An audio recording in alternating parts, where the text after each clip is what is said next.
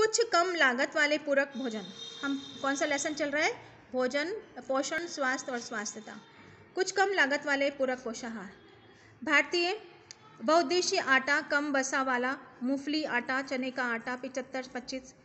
खमीरीकृत भोजन, खमीकृत अनाज, कम वसा वाला मूंगफली का आटा, चने का आटा 4:4:2। बाल आहार में छिलका युक्त गेहूं, मूंगफली, चने का आटा 7:2:2। बिन आहार है ज्वार, बाजरा, मूंग, मूंगफली, गुड़ 5:2:2:2। पोषक तत्व अनाज गेहूं, मक्का, चावल, ज्वार, दाल, चना, मूंग, मूंगफली, गुड़ 4:2:1:2।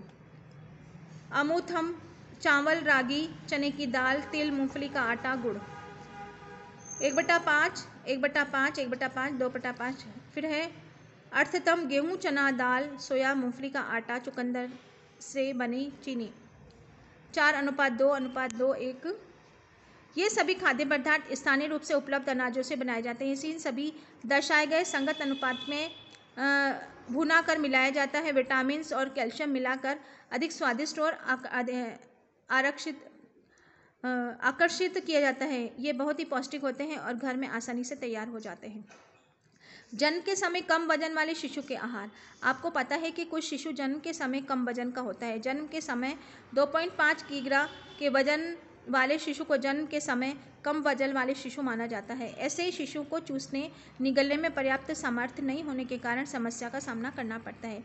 इनकी अवशोषण क्षमता काफ़ी कम होती है क्योंकि इसके पेट व आंत का आकार छोटा होता है, किंतु इसकी कैलोरी की आवश्यकता सापेक्ष रूप से उच्च होती है। शिशुओं के माँ के दूध से अधिक आवश्यक एमिनो अम्ल, कैलोरी, वसा, सोडियम तत्व मिलते हैं। इससे उनकी सभी आवश्यकताएं पूरी हो जाती है।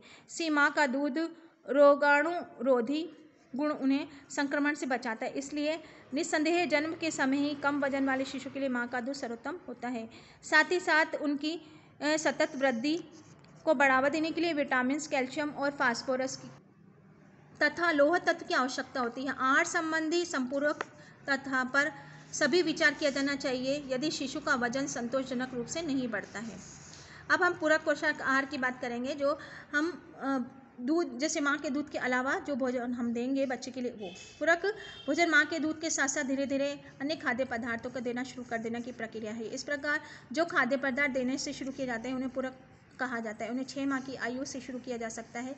यह महत्वपूर्ण पूरक पोषक आहार प्रक्रिया दूध पिलाने वाली बोतलें, बर्तन का इस्तेमाल करते समय अत्यधिक साफ सफाई और स्वच्छता का ध्यान रखना ताकि बच्चे संक्रमण से बच सके। देखो बच्चों, सबसे ज़्यादा ये बहुत ज़्यादा आवश्यक है।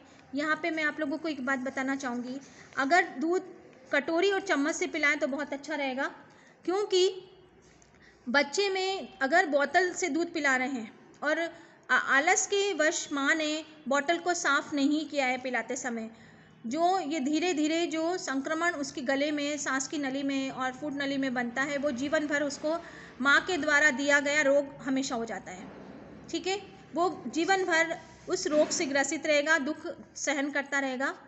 तो मैं यही आप लोगों को सलाह देती हूँ कि जो आप लोग के आसपास भी जो माताएं हैं या आपके परिवार की जो महिलाएं हैं, तो इस साफ स्वच्छता की बहुत ज़्यादा ध्यान रखें ताकि थोड़ी सी लापरवाही के कारण उन बच्चे को जीवन भर परेशानी का सामना नहीं करना पड़े। ठीक है, तो बोतल में दूध पिलाने की अपेक्षा वो चम्मच कटोरी से दूध पिलाए तो अच्छा रहेगा। सफाई में दिक्कत नहीं होती है, ये सबसे महत्वपूर्ण बात है। पूरक आहार। पूरक आहार का ये चार्ट आप लोगों को दिखाई दे रहा है। ठीक है, पूरक आहार के प्रकार। तरल पदार्थ के रूप में तरल पूरक अर्ध ठोस आहार 5 से 6 माह तक की शुरुआत करना। ठोस पूरक आहार 10 माह के 1 वर्ष के शिशु के लिए दांत निकलते समय।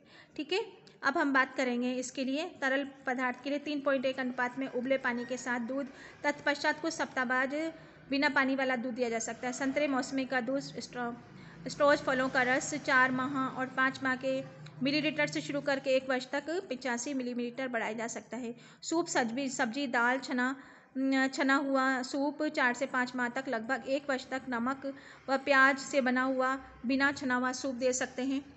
फिर हम अर्ध ठोस मात्रा की बात करेंगे, तो जिसमें अच्छी तरह से पकी हुई एवं मसली हुई सब्जियां हुई, दालें, अनाज अलग अच्छी तरह से पका हुआ और पिघलाया हुआ दूध, चीनी मिलाई जा सकती है।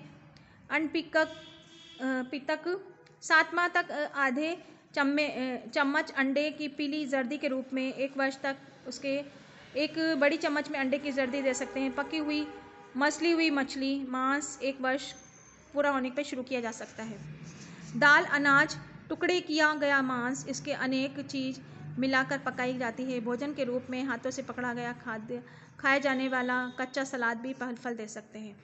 तो ये हमने पूरक पोषाहार बच्चों के लिए देखा है और बच्चों को देना बहुत आवश्यक है। इस समय ग्रोथ उनकी बच्चों की अच्छी होती है, तो आगे जाके भी बच्चे रोगग्रस्त नहीं होंगे और अपना जीवन अच्छे से जी पाएंगे वो।